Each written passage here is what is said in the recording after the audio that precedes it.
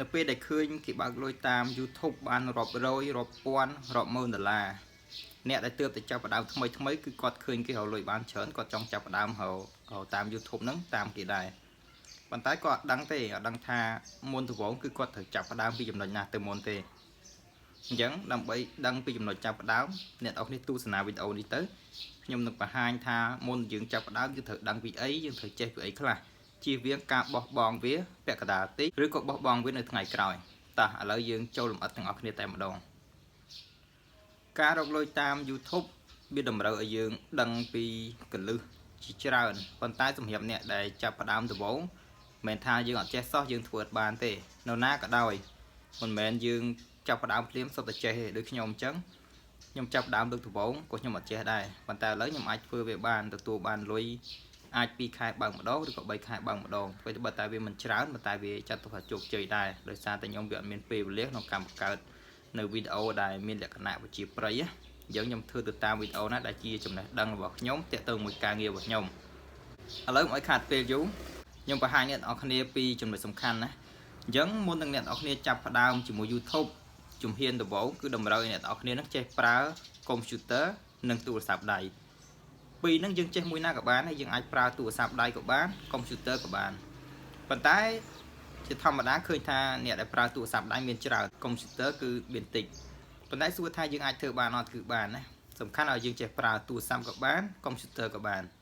ហើយរវាងការប្រើប្រាស់កុំព្យូទ័រនិងទូរស័ព្ទនោះវាចែកចេញជាចំណុចសំខាន់ផ្សេងទៀតអញ្ចឹងបើសិនជាយើងចេះប្រើកុំព្យូទ័រឬក៏ទូរស័ព្ទដៃនឹងតម្រូវឲ្យយើងចេះកាត់តវីដេអូហើយនិងកាត់តរូបភាពទើបយើងអាចចាប់ផ្ដើមជាមួយ YouTube នឹងបានជោគជ័យហើយក្នុងការបង្កើតនៅវីដេអូនិងរូបភាពនោះវាទាមទារឲ្យយើងមានគំនិតច្នៃប្រឌិតទៀតកាលណាយើងច្នៃប្រឌិតថាយើងត្រូវគិតថតវីដេអូប្រភេទអីដើម្បីឲ្យមានអ្នកមើលហើយយើងកាត់តរូបភាពបែបណាដើម្បីឲ្យមើលទៅទាក់ទាញដើម្បីទាក់ចំណាប់អារម្មណ៍អ្នកមើលអាហ្នឹងក៏ជាចំណុចសំខាន់ដែរណាហើយក្រោយពីដែលយើងចេះកាត់យ៉ាងហើយអ្វីដែលយើងត្រូវសិក្សាទៀតគឺការបង្កើត channel ចូលទៅក្នុង YouTube ហ្នឹងបង្កើត post channel របស់យើងហ្នឹងអាហ្នឹងគឺវាអត់សូវពិបាកប៉ុន្មានទេប៉ុន្តែវាមានចំណុចពិសេសតិចក្នុងហ្នឹងបើមិនជាយើងសិក្សាដោយលម្អិតបន្តិចម្ដងឬក៏អ្នកនរគ្នាសួរគេសួរឯងទៅប៉ុន្តែនៅក្នុង channel របស់ខ្ញុំដែលមានឈ្មោះថាខ្មែររកលុយនេះគឺខ្ញុំនឹងព្យាយាមធ្វើបង្ហាញអ្នកនរគ្នាពីចំណុចចាប់ផ្ដើមខ្ញុំផ្ដោតសំខាន់ទៅលើអ្នកចាប់ផ្ដើមដំបូងណាពីព្រោះថាខ្ញុំក៏ជាអ្នកបរាជ័យដែរអញ្ចឹងខ្ញុំដឹងអារម្មណ៍អ្នកដែលចាប់ផ្ដើមដំបូងគាត់បារម្ភពីអីគាត់ជួបផលលំបាកពីអីខ្ញុំអាចដឹងអញ្ចឹងខ្ញុំអាចចែករំលែកគាត់តាមរយៈបទពិសោធន៍របស់ខ្ញុំណាឥឡូវយើងសង្ខេបមកវិញទី1អ្នកនរគ្នាមុននឹងចាប់ផ្ដើមអ្នកនរគ្នាត្រូវធ្វើម៉េចចេះកាត់តវីដេអូហើយនិងកាត់តរូបភាពសិនយើងអាចធ្វើនៅលើទូរស័ព្ទដៃក៏បាននៅលើកុំព្យូទ័រក៏បានបន្តមកទៀតអ្នកនរគ្នាត្រូវចេះបង្កើត Gmail ដើម្បីយកទៅបង្កើត account YouTube ដើម្បីយើង post វីដេអូចូលទៅក្នុង channel របស់យើងនឹងអាចរកលុយបានហើយដើម្បីឲ្យយើងអាចរកលុយបានមិនមែនតែបង្កើតតែប៉ុណ្ណឹងហើយទេក្នុង channel ហ្នឹងគឺយើងត្រូវរៀបចំវាឲ្យមានលក្ខណៈស្តង់ដារឲ្យស្អាតឲ្យត្រឹមត្រូវតាមគោលការណ៍របស់គេហើយបើសិនជាអ្នកនរគ្នាមានចម្ងល់ឬក៏ពិបាកក្នុងការបង្កើតអាចឲ្យខ្ញុំបង្កើតឲ្យបានខ្ញុំយកតែ$10ទេសម្រាប់ channel មួយខ្ញុំបង្កើតឲ្យមកស្អាតប៉ុន្តែតាក់ទងជាមួយវីដេអូអ្នកនរគ្នាត្រូវតែធ្វើខ្លួនឯងផុសខ្លួនឯងប៉ុន្តែបើមានចម្ងល់គឺអាចសួរខ្ញុំបានណាតាក់ទងជាមួយនឹងការធ្វើ YouTube ហ្នឹងគឺអាចសួរបានតាមរយៈបទពិសោធន៍របស់ខ្ញុំអាចដឹងច្រើនអាចបញ្យល់អ្នកនរគ្នាបានណាវាមិនចាត់ទុកថាខ្លាំងទេប៉ុន្តែមកត្រឹមចែករំលែកឲ្យអ្នកនរគ្នាជោគជ័យក្នុងការរកលុយជាមួយវាគឺខ្ញុំអាចផ្ដល់ឲ្យបានពីព្រោះថាអ្វីដែលខ្ញុំចេះវាល្មមក្នុងការប្រើជាមួយ YouTube ដែលយើងអាចបើកលុយណាឥឡូវយើងត្រូវគិតថាក្រោយពេលដែលយើងចេះកាត់តវីដេអូហើយកាត់តរូបភាពហើយអ្វីដែលយើងត្រូវគិតគឺការបង្កើតវីដេអូតើយើងមានគំនិតបង្កើតវីដេអូប្រភេទអីដើម្បីឲ្យមានអ្នកមើលច្រើនប៉ុន្តែអ្នកនរគ្នាទៅជៀសវាងការយកវីដេអូរបស់គេមកផុសណាទោះបីយើងកាត់ឆ្នៃមិនក៏ដោយយើងយកដូចថាចម្រៀងយើងយកចម្រៀងសាច់ភ្លេងសាច់ចម្រៀងពីគេដូររូបភាពក៏ដោយ YouTube ឆ្នាំ2020នេះទៅគឺមិនអាចរកលុយបានទេប៉ុន្តែលក្ខណៈដូចជាវីដេអូដែលគេត្រូលគេយកមកនិយាយដោយពពួកអាក្លោអីអ្នកនរគ្នាមើលវីដេអូហ្នឹងគឺជាវីដេអូបរទេសទេប៉ុន្តែគេយកមកបញ្ចូលសម្លេងគឺគេអាចរកលុយបាន ប៉ុន្តែរូបភាពគឺគេកាត់បដូរទំហំវាទៅហើយគេបញ្ចូលសំឡេងបានអាហ្នឹងអាចរកលុយបានគឺអត់បញ្ហាទេឃើញរូបភាពគេកាត់មករៀងបរួមរៀងទូចគេអត់យកតាមទំហំរូបភាពដើមទេប៉ុន្តែអ្វីដែលខ្ញុំចង់ឲ្យអ្នកនរគ្នាធ្វើគឺយើងត្រូវផលិតវីដេអូណាដែលជាគំនិតខ្លួនឯងចេញដោយស្នាដៃរបស់យើងណាយើងចេញជាគំនិតយើងចេញជាស្នាដៃរបស់យើងហើយអ្វីត្បិតតែវាបានលុយតិចឬក៏យូរគ្រប់គោលការណ៍ប៉ុន្តែវាមានអាយុកាលបានយូរវាអត់ឆាប់ខូចទេឲ្យតែយើងធ្វើដោយខ្លួនឯងអាហ្នឹងតើតើជាមួយនឹងការធ្វើ YouTube ចំណុចដែលយើងចាប់ផ្ដើមគឺអញ្ចឹងណាឥឡូវខ្ញុំនិយាយពីការខ្ញុំចាប់ផ្ដើមដំបូងការខ្ញុំចាប់ផ្ដើមដំបូងកុំព្យូទ័រខ្ញុំចេះប៉ុន្តែតើតើជាមួយនឹងការងារ YouTube គឺអត់ចេះទេយើងចេះតែ Word Excel ប៉ុន្តែការធ្វើ YouTube វាតម្រូវយើងចេះកាត់តវីដេអូហើយនិងកាត់តរូបភាពអញ្ចឹងនៅកុំព្យូទ័រកម្មវិធីកាត់តវីដេអូខ្ញុំប្រើ Sony Vegas កាលហ្នឹងណាហើយនឹងកាត់តរូបភាពប្រើ